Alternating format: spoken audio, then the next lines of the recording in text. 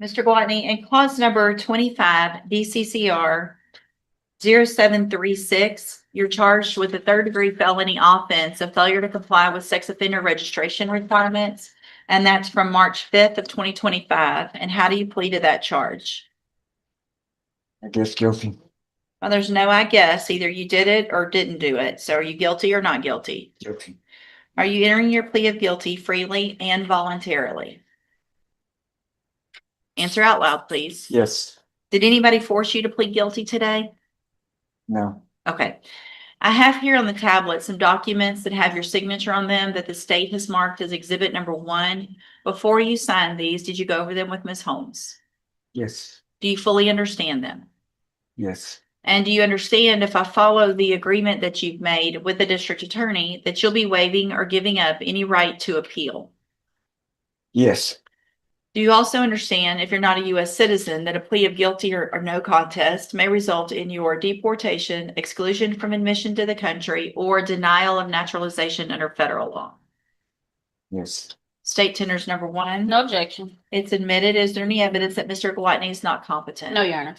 All right, sir, I'm going to find that you entered your plea of guilty freely and voluntarily, find that you're mentally competent and you understand the nature and the consequences of your plea, find sufficient evidence to find you guilty, and at this time find you guilty of failure to comply with sex offender registration requirements, sentence you in accordance with your agreement to a term of 2 years in the institutional division of the Texas Department of Corrections. You will receive credit on that sentence for any time that you've been in custody that the law gives you the right to receive.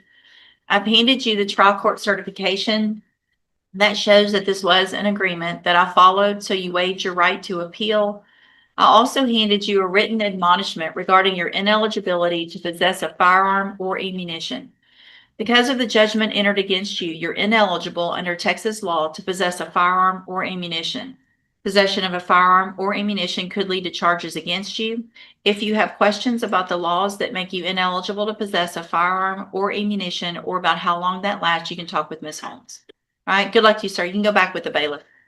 Can I ask you one question? Sure. Whenever I was brought back from Oklahoma, I had 6 months left on my 3-year sentence. They sentenced me to ISF until discharge.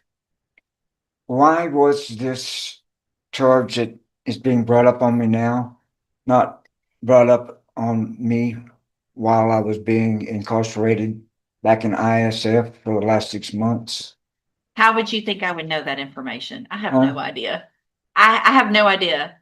I have gone over the time frame with him.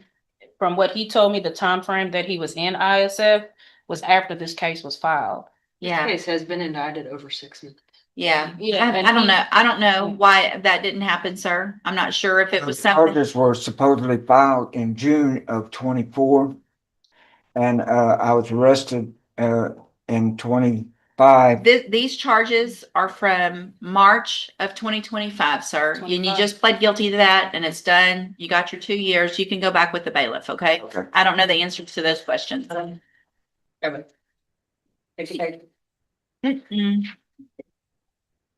I'm still.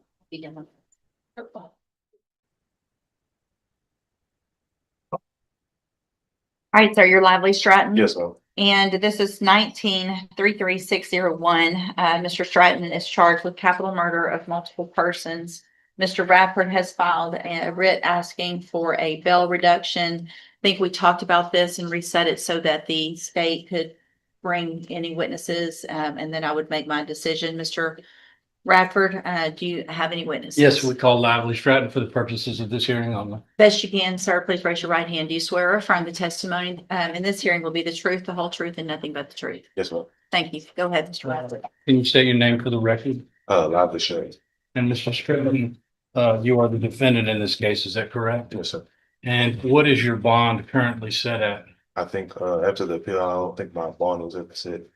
So it's your understanding that you have no bond at this time? Yes, sir.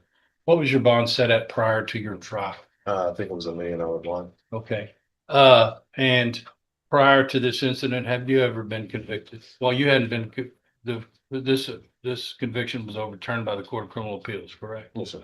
And prior to this incident, were you ever convicted of any crimes No, sir. Where did you live at this time? In Beaumont. In Beaumont, and did you have a job? Yes, sir. Okay, how long have you been incarcerated? Going on 7 years. 7 years? So do you have any substantial savings or any monies that you have collected? No, as far as my bond, everything would be no contributions from like friends and family. If the judge were to set a $250,000 bond, do you think it's possible that you had family members and friends that could make that amount? It'd be a stretch, but I think it'd be possible. Pass away. Any questions? Mr. Patton, tell me about the means that your family has. What do your parents do? What kind of assets do they have? What kind of income do they have? Well, my mom, she gets Social Security disability. My uncle, he's been a professor for the last 30 years. So I'm pretty sure he's got a good amount like saved up in travels and stuff like that. Do your parents own their homes? No, Do they have cars? Does your uncle own his home? he probably does as well. And he's a professor at Lamar? No, he lives in another state. So would you agree with me that amongst the members of your family, you have considerable means to try to post a bond? I wouldn't even say considerable because I mean, my uncle is really like kind of tight as far as his money wise. So it'd just be an if, even if he feels like doing it for me. I don't have anything further, Judge. All right, thank you. Any other witnesses? That's all I have, Judge. Ms. Melfino? Judge, I will call Detective Coffin. Good morning, sir. Would you please raise your right hand? Yes. Do you swear or affirm the testimony you're going to give in this hearing will be the truth, the whole truth, and nothing but the truth? Thank you. Go ahead. And before beginning, Judge, I ask the court to take judicial notice of the trial that you presided over some years ago, which gave you obviously a very good insight into the totality of the circumstances and the facts involving this case, and that there were 4 victims of this case. So just ask Detective Coffin, would you state your name for the record? My name's Frank Coffin. And were you one of the lead detectives on the case State versus Lively Stratton? Yes, ma'am, I was. And that involves the homicide of 4 individuals here next to Lamar campus here in Beaumont, Jefferson County. Yes, ma'am. And you were involved heavily in the trial process preparation, et cetera, and you know what came before the court. Is there anything that you would like to add for Judge West's consideration with respect to a bond being set for Lively Stratton? Well, Judge, I don't know that I nor Beaumont has seen a murder like this before, where 4 people were gunned down so close to a college campus, so carelessly, so quickly. And I can't recall anything like that before. So I think that in itself states that's a significant event as far as murder is concerned. Detective Coffin, based on all of your years of training, experience, investigation of homicides, et cetera, do you feel like Lively Stratton presents a significant threat to the community of Beaumont if he is released?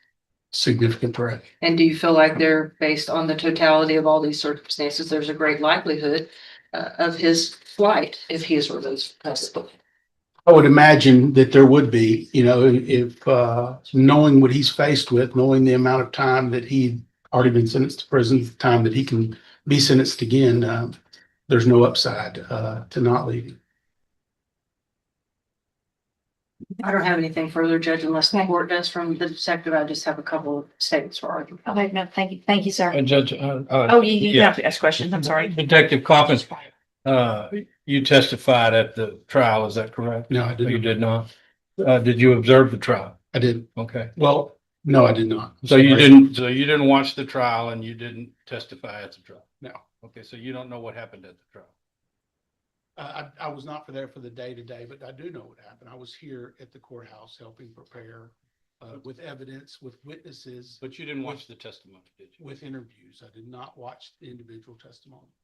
Were you aware that the jury found that 2 of the victims evidently that they didn't convict him of killing the 2 guys with the knives? They convicted the 2 guys without weapons. Were you aware of that? I'm not aware of the details of how many people or of how he killed each person, no. Okay. That's all I have. Anything else? No, Judge. All right, thank you, sir. Thank you, ma'am. Ms. Malvino? Judge, I would ask for a bond in this case that is equal with what the facts of this case are, with the fact that we have 4 homicide victims. I think an ask of $250,000 is extremely low. I think it's offensive to the court to ask for a number like that for all 4 individuals, maybe $250,000 per individual. So that's back at the $1 million bond that he was originally set on. The court, unfortunately, is required to set bond on multiple murders in Jefferson County on a quite frequent basis these days. And I think something in excess of $1 million is more than a reasonable ask in this case. Thank you, Ms. Malvino. Mr. Radford? Judge, I would point out that the jury did find that there was evidently self-defense in 2 of the victims and that there was an error in the charge and that a new jury may find a different result based upon a new jury charge that should have been propounded to the jury. I think that the court should set a reasonable bond in this case. All right, so taking into account the testimony of the prior trial that I did preside over and argument by counsel, I'm going to grant the writ and set bail. I am going to find that bail in the amount of $1 million is appropriate for the nature of this offense and in line with what I know about the case and the argument. If there was bond made, there would be a GPS monitoring device required and house arrest. I would obviously, if that bond was made, need to know what that address would be. And then we will get the case set for an announcement and then move it to the trial as quickly as any you guys are ready to do that. Do we have a discovery? And Judge, I do have an update while we're here on it. Sure. With respect to discovery, Ms. Mayfield was very diligent in going through what we had, what we were able to locate on some thumb drives that we had made as just a backup in this case. Obviously, with the age of the case, et cetera, the court is aware of some of our hurdles we've had in recreating this massive file. Basically, we've also been working with Detective Coffin and BPD to make sure that we can get everything that is available to us to provide to Mr. Radford. I have done a spreadsheet type itemization of the media that I believe is there. What I would ask so that counsel and I are on the same page and make sure we both have the same things is that he would go through and itemize this in comparison with mine and make sure to let me know if he feels like there's anything that's missing. I will do the same now with this media itemization. I will go through and compare it to